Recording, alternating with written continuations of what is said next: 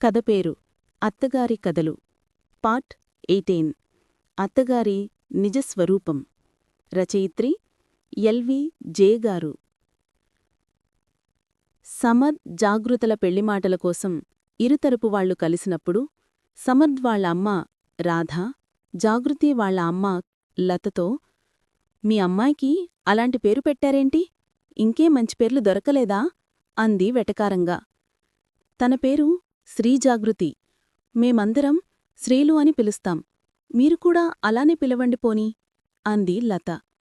సమర్థ్ తరపు వాళ్లందరూ శ్రీలు అన్న పేరు వినగాని రాధవైపు చూశారు.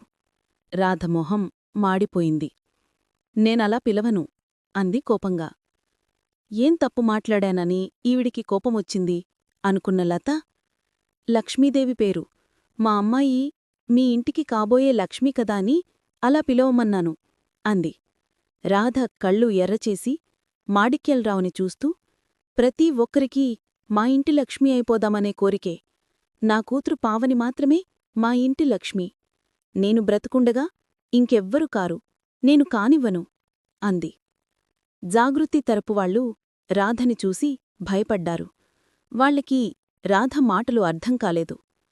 ఇంత చిన్నదానికెందుకు ఈవిడకి ఇంత కోపమొచ్చింది?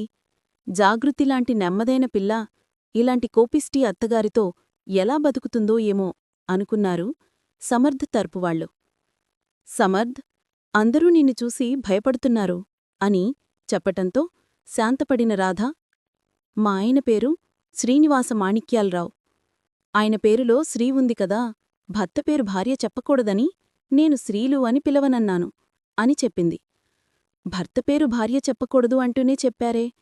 వాళ్ళ ఆయన పేరు శ్రీనివాస అయితే నన్ను శ్రీను అని పిలవటానికి ప్రాబ్లమేమిటి అనుకుంది జాగృతి. రాధలాంటి కోపిష్టామిడితో తన భవిష్యత్తుని ఊహించుకుని జాగృతి భయపడింది. ఈ పెళ్లి వద్దని లతకి చెప్పింది.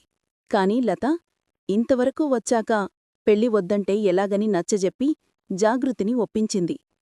సమర్థ్ జాగృతిల పెళ్లి జరిగింది.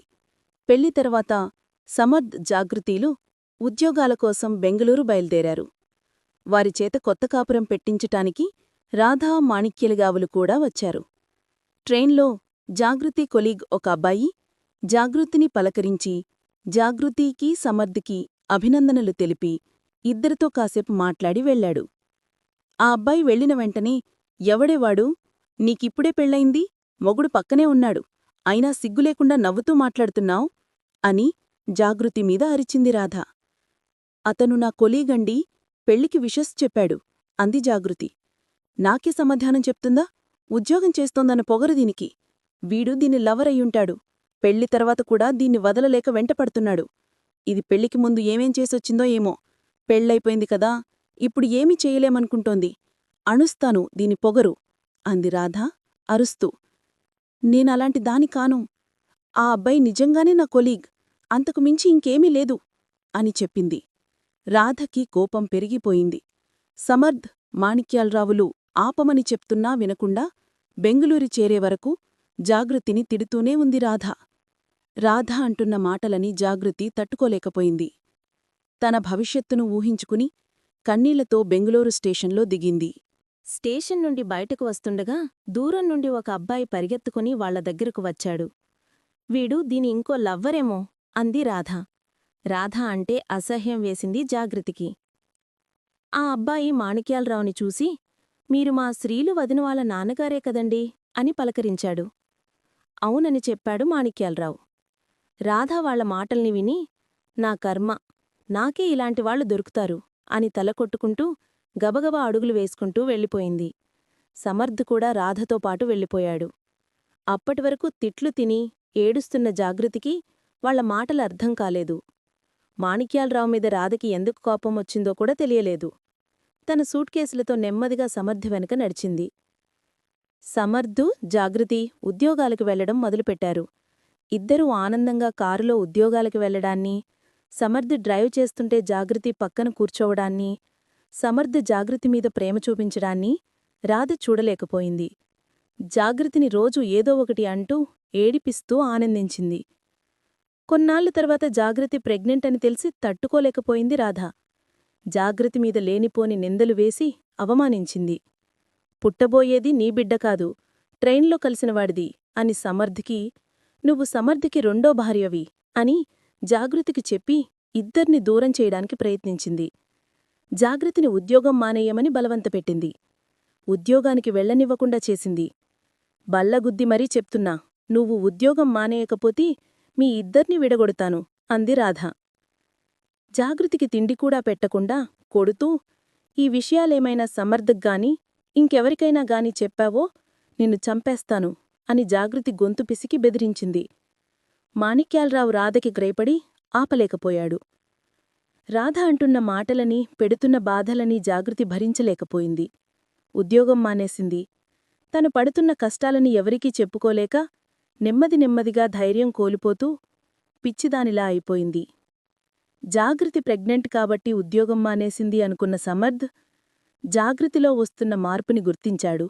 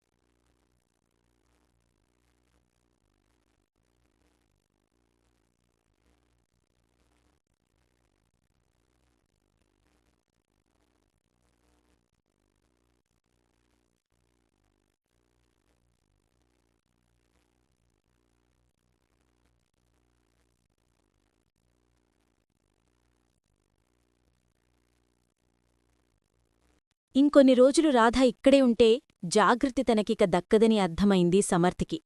రాధని ఎలాగైనా రాజమండ్రికి పంపించేయాలని నిర్ణయించుకున్నాడు. ఏం చెప్తే రాధా మాణిక్యాలరావు వెంటనే బయల్దేరి వెళతారా అని ఆలోచించుకొని, మన కార్లో మన సొంత ఊర్లో తిరుగుతుంటే బావుంటుంది. కాని ఇక్కడ ఆ ఆనందం రావటం లేదు నాకు. మీరు కారు తీసుకెళ్ళి చక్కగా వాడుకోండి. మన వాళ్లందరి ముందు గొప్పగా ఉంటుంది. ఏమంటారు అనడిగాడు సమర్థ్. కార్లంటే విపరీతమైన పిచ్చి ఉన్న మాణిక్యాలరావు వెంటనే సరేనన్నాడు కాని రాధ ఏమంటుందా అని భయపడ్డాడు. రాధ చాలాసేపు ఆలోచించి, అంత దూరం మీరు డ్రైవ్ చేయలేరు సమర్థ్. సమర్థ్ చేయగలడు. మాతో కూడా వచ్చి కారక్కడ వదిలేసి ట్రైన్లో వెనక్కి వచ్చేస్తాడు అంది రాధ. రాధ వెళ్ళిపోతానన్నందుకు జాగృతి ఆనందానికి హద్దుల్లేవు. ఇక ప్రశాంతంగా ఉండొచ్చు అనుకుంది. కాని ఆఖరి నిమిషంలో ముగ్గురూ కలిసి ప్రయాణం చేయకూడదు. దాన్ని కూడా రమ్మను మనతో. అసలే కడుపుతో ఉంది కదా. ఎవరితో వచ్చిందో తెలీదనుకో. దాన్ని వైజాగ్లో వాళ్ళమ్మ ఇంటికి పంపేస్తాను. ఆవిడే చూసుకుంటుంది. మనకెందుకు వచ్చింది ఈ గొడవ అంది రాధ. ఇద్దర్నీ విడగొట్టడానికి ఇలా అంది అన్న విషయం సమర్థ్ జాగృతిరిద్దరికీ అర్థమైంది. ఇన్నాళ్లు జాగృతి పడిన బాధలకి కొన్నాళ్లు వాళ్ళ అమ్మ దగ్గరుంటే మంచిదే. ముందు అమ్మనిక్కడ్నుండి పంపించేసి కొన్నాళ్ల తర్వాత జాగృతిని వెనక్కి తెచ్చుకోవచ్చు అనుకున్న సమర్థ్ జాగృతిని కూడా బట్టలు సర్దుకొని బయల్దేరమన్నాడు. సమర్థ్కి కూడా తనని వదిలేయాలని అనుకుందండి జాగృతి. అమ్మ దగ్గరికి వెళ్ళి ఇక జనంలో వీళ్ల మొహం చూడను అనుకుంది. చాలాసేపు డ్రైవ్ చేసిన తర్వాత రాత్రి భోజనాల సమయానికి ఏలూరు దర్దాపులకు చేరారు. ఇప్పటికే 14 గంటలు డ్రైవ్ చేశాను. ఇంకో 2-3 గంటలు డ్రైవ్ చెయ్యాలి. నీరసంగా ఉంది. నిద్రకూడా వస్తోంది. ఇక నేను చెయ్యలేను. రాత్రికిక్కడెక్కడైనా తిని పడుకొని రేపు ఉదయాన్నే వెళ్దాం అన్నాడు సమర్థ్. మీ అమ్మ బయటెక్కడా తినదు కదా. మా బావ రామారావు ఇంటికి వెళ్దామా అన్నాడు మాణిక్యాలరావు. ఏం అక్కడ మీ సొంతవాళ్లని చూడాలనుందా, లేక ఈవిడికి చూపించాలని ఉందా అంది రాధ కోపంగా. నీ గురించి ఆలోచించేవాళ్ల ఇంటికి వెళ్దామన్నాను. అక్కడ నేను ఎవరితోనూ మాట్లాడను. మీరు మాట్లాడక్కర్లేదు అన్నాడు మాణిక్యాలరావు. రామారావు ఇంటికి వెళ్లడానికి ఒప్పుకుంది రాధ. ఇంతకీ అది మిమ్మల్ని నన్ను ఏమని పిలుస్తుంది అని మాణిక్యాలరావుని అడిగింది రాధ. నాకేం తెలుసు, చూద్దాం అన్నాడు మాణిక్యాలరావు. వాళ్ల సంభాషణ అర్థంకాక జాగృతి సమర్థవైపు చూసింది. సమర్థేమీ తెలియనివాళ్లా కార్ డ్రైవ్ చేస్తూ రామారావు ఇంటికి తీసుకువెళ్లాడు. అక్కడ శ్రీలుని చూసి ఆశ్చర్యపోయింది జాగృతి. రామారావు శ్రీలుని మా కోడలు అని పరిచయం చేసి, మీరిద్దరూ ముందు కలిశారా అని శ్రీలుని అడిగాడు రామారావు. లేదని చెప్పింది శ్రీలు. అవునా, సరే అయితే ఇది మా అక్క కూతురు. దీనికంటూనే వీళ్లమ్మ చనిపోయింది. చిన్నప్పట్నుండి మేమే పెంచి మా అబ్బాయికిచ్చి చేశాం అని చెప్పాడు శ్రీలు గురించి జాగృతికి రామారావు. శ్రీలు చాలా ఆనందంగా ఆప్యాయంగా అందర్నీ పలకరించి రాత్రికి వంటచేసి పడుకోవడానికి ఏర్పాట్లు చేసింది. శ్రీలుకి సాయం చేస్తూ జాగృతి, మీకు అన్నదమ్ములు అక్కచెల్లెళ్ళు ఉన్నారా, వాళ్ళెక్కడుంటారు అని అడిగింది. సమాధానం చెప్పకుండా కళ్ళు తుడుచుకుంది శ్రీలు. జాగృతికి శ్రీలు ఎందుకు ఏడ్చిందో అర్థంకాలేదు. ఉదయాన్నే లేచి కాఫీ టిఫిన్లు తయారుచేసింది శ్రీలు. అందరూ బయల్దేరడానికి సిద్ధమవుతుండగా బట్టలు పెట్టి, మొదటిసారి మీరందరూ నన్ను కలవడానికి మా ఇంటికి వచ్చారు అని కన్నీళ్లతో చెప్పింది. శ్రీలు ఎంత ప్రయత్నిస్తున్నా రాధా మాణిక్యాలరావు సమర్థ్ శ్రీలుతో మాట్లాడకపోవడాన్ని, రాధ కాళ్లకి శ్రీలు దండం పెడుతుండగా రాధ దూరంగా జరగటాన్ని జాగృతి గమనించింది. శ్రీలుతో వీళ్లకున్న ప్రాబ్లమేంటన్నది జాగృతికి అర్థంకాలేదు. అయినా నాకెందుకు, వీళ్ళెవ్వర్నీ ఇంకా జన్మలో కలవను అనుకుంది జాగృతి. రాజమండ్రి చేరిన వెంటనే రాధ వంటింటిలోకి వెళ్ళి ఎవరికీ కనపడకుండా ఏలూరు విషయాల్ని చెప్పటానికి పావనికి ఫోన్ చేసింది. అసలు మీరెందుకు అక్కడికి వెళ్లారు? నీ కోడలికి అంతా అర్థమయిపోయిందా అని అడిగింది పావని. దానితో మేం మాట్లాడితే కదా దీని మొహానికి అర్థమవ్వటానికి. అయినా దీనికి ఏ అనుమానం రాకుండా ముందునుండే జాగ్రత్తపడ్డాను. ఇదే సమర్థికి రెండో భార్యయేమోనన్న అనుమానాన్ని పెట్టాను అంది రాధ నవ్వుతూ. పావని కూడా నవ్వింది. మరి అది మిమ్మల్ని పిలిచినప్పుడైనా తెలిసిపోయుంటుంది కదా అని అడిగింది పావని. అది మమ్మల్ని ఏమి పిలవలేదు అంది రాధ. హమ్మయ్యా, ఈ నిజం నీ కోడలికి ఎక్కడ తెలిసిపోయుంటుందేమోనని భయపడ్డాను. నాన్నకి నేనొక్కడిదాన్నే కూతుర్ని. దాన్ని ఎవరైనా నాన్న కూతురు అన్నారంటే నేను ఒప్పుకోను అంది పావని. సరేనమ్మా, ఇన్నాళ్ళూ ఈ ఇంట్లో దాని పేరు ఎవరూ ఎత్తకుండా చూసుకున్నాను కదా, ఇక ముందు కూడా అంటే. నాకెలాగూ భర్తప్రేమ పూర్తిగా అందలేదు. నీకు మాత్రం నాన్నప్రేమ పూర్తిగా అందేలా ఇన్నాళ్లు చూసుకున్నాను. నువ్వొక్కదానివే ఈ ఇంటి ఆడపడిచివి, లక్ష్మీదేవివి, సరేనా అంది రాధ. మంచినీళ్లు తాగడానికి వంటింట్లోకి వెళ్దామనుకున్న జాగ్రత్తకి రాధ, పావని మధ్య జరిగిన సంభాషణ వినపడింది. నిజం తెలిసి ఆశ్చర్యపోయింది జాగ్రత్తి. మాణిక్యాలరావు తన మరదలు లక్ష్మిని ఇష్టపడి పెళ్లి చేసుకున్నాడు. వాళ్లకి పుట్టిన అమ్మాయి శ్రీలు. పిల్లని కంటూ లక్ష్మి చలిపోతే ఆ చిన్నపిల్లని చూసుకోవడానికి పెద్దవాళ్ల బలవంతం వల్ల మళ్లీ పెళ్లి చేసుకున్నాడు మాణిక్యాలరావు. కాని రాధకి శ్రీలుని పెంచటమిష్టంలేక తనని వాళ్ల అమ్మమ్మ దగ్గరికి పంపేసింది. శ్రీలు అమ్మమ్మ కూడా పోయాక రామారావు తన అక్క కూతుర్ని పెంచి తన కొడుకుకే ఇచ్చి పెళ్లిచేశాడు. రాధ చేసిన ఈ పని సమర్థ్ తరపు చుట్టాలందరికీ తెలుసు. రాధ ఎంత గయ్యాలో కూడా అందరికీ తెలుసు. కాని ఎవరూ ఈ విషయం జాగృతి వాళ్లకి చెప్పలేదు. మాణిక్యాలరావుకి రెండో భార్యగా వచ్చిన రాధ భర్తప్రేమని పూర్తిగా పొందలేకపోయిందన్న కోపంతో జాగృతిమీద సమర్థ్ చూపిస్తున్న ప్రేమను చూసి తట్టుకోలేకపోయింది. ఇద్దరి మధ్య చిచ్చు పెట్టాలని, ఇద్దర్నీ విడగొట్టాలని ప్రయత్నించింది. తన పెళ్లైన సమయానికి భర్తకి ఒక కూతురు ఉందన్న విషయాన్ని జీర్ణించుకోలేకపోయిన రాధ, కోడలికి కూడా ముందే ఎవరితోనన్నా సంబంధం ఉండే ఉంటుందన్న అనుమానంతో బాధపెట్టింది.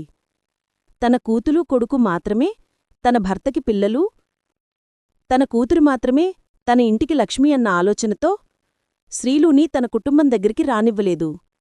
కోడల్ని శ్రీలు అని పిలవడానికి ఇష్టపడలేదు. శ్రీలు మీద, మాణిక్యాలరావు మీద ఉన్న కోపాన్ని జాగృతి మీద చూపింది. ఇంజనీరింగ్లో టాపరయ్యి ఐటీలో మంచి పొజిషన్లో ఉద్యోగం చేస్తున్న జాగృతిని ముప్పు తిప్పలు పెట్టి పిచ్చిదాన్ని చేసి ఉద్యోగం మాన్పించి భార్యాభర్తల్ని దూరం చేసి సంతోషించింది. అత్తగారి నిజస్వరూపం మాణిక్యాలరావు సమర్థ్ చేతకానితనం చూసిన జాగృతి సమర్థ్కి విడాకులు ఇవ్వాలని, తను కనబోయే బిడ్డకి తానే తల్లి తండ్రి అవ్వాలని నిర్ణయించుకుంది.